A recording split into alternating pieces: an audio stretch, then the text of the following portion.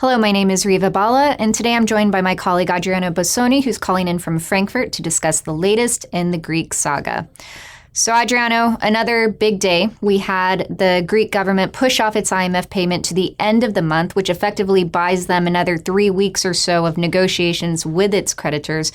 At most, what can we expect in terms of a deal by June 30th? And do you expect a deal? The Greek crisis has entered a purely political stage. It doesn't mean that the financial details are not important, but both parties have realized that it's time for a political agreement. That said, the best they can hope for at this time is a temporary agreement, some kind of settlement that provides Greece with just enough money to make it through the summer without defaulting. You know that Greece has to face substantial debt repayments to the European Central Bank in July and August. So if they can get that problem solved, then it would be a temporary victory for the European Union. But that doesn't mean that Greece's problems are over. Quite the opposite, I would say.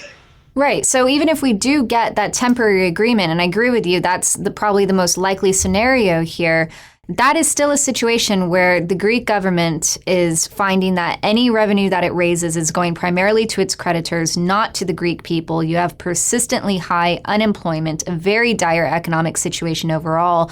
Under those circumstances, how can a Syriza government survive? We have to keep in mind that this is a government that was elected on a platform to keep Greece in the Eurozone, to stop introducing austerity measures, and to renegotiate the country's debts. And it cannot achieve all those goals simultaneously. So at some point, the Greek government will feel that it no longer has an electoral mandate to keep introducing the measures that its lenders are asking. So this is leading to early elections. It could happen next month. It could happen later in the year when the European Union and the IMF push for a more comprehensive agreement. But in the current situation, the government is so fragile and so fractured internally that there is no way it can hold for longer if it continues to be under such a massive amount of pressure from the outside.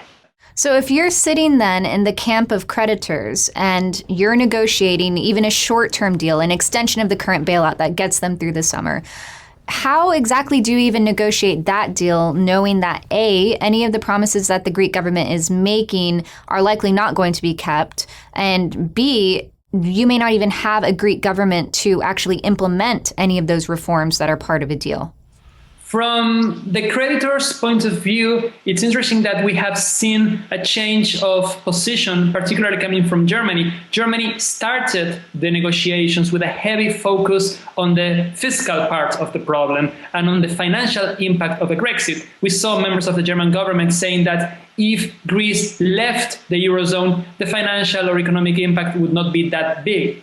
Over time, Germany changed its position to a more geopolitical approach, becoming increasingly worried about the geopolitical consequences of a Brexit, which go from Greece facing significant social unrest and political fragility, Greece turning to Russia for help, Greece becoming a harbor for extremist groups. So we have seen the Germans and to a certain extent the Americans worried about the geopolitical implications of a Brexit. And from the Greek point of view, we could see a very interesting situation. There is a chance that the austerity measures that are being proposed to Greece cause a break in the Greek parliament, and some members of the ruling Syriza party decide not to vote for it. But at the same time, some members of the opposition decide to support it.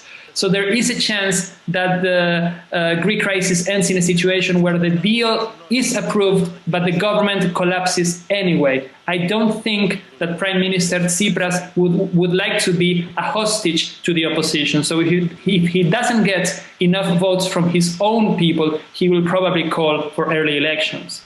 And that's, of course, a scenario that the Germans are looking at very closely. And as you say, the weight right now is really behind that geopolitical argument that it's going to be too risky to just risk a Grexit at this phase of the crisis. And so when Germany, in stark contrast to the Greek situation, actually has some political room to maneuver, Merkel has the ability to manage dissent within her coalition. It's really on Germany to make the sorts of concessions to allow a deal to move forward. But even then, if we get these short-term deals to last us a few months more, that doesn't at all preclude a Grexit beyond this year. Would you agree? Greece is in a deep crisis. Greece has massive levels of unemployment that will not go back to pre-crisis level anytime soon. Greece still has a large part of its population that lives on a couple of €100 a month. Greece still has an economy that is in a very deep recession, and it will not improve anytime soon. So even in the likely case that we see a temporary deal now, or maybe a more comprehensive deal later in the year, there is still fertile ground for protest parties emerging. There is still fertile ground for political leaders questioning Greece's membership in the Eurozone, questioning Greece's debts. So the crisis is far from over, and we will continue to talk about Greece in 2016 and beyond, because the danger of a Grexit will not disappear anytime soon. And not just Greece. We have elections approaching in 2017 for both France and Germany, where Eurosceptic parties in France are talking about renegotiating their position in the Eurozone. You have the UK trying to renegotiate its position within the European Union. Other establishments and anti-establishment movements in Spain and elsewhere all questioning, the European framework overall. So this is a much bigger problem that Germany is going to have to contend with. So while the Greek crisis is certainly absorbing a lot of attention, as it should be at this phase, there's still much more to come in this overall European crisis that I'm sure you'll be watching closely for us, Adriano. So thank you, Adriano, for your insight today, and thank you all for joining us.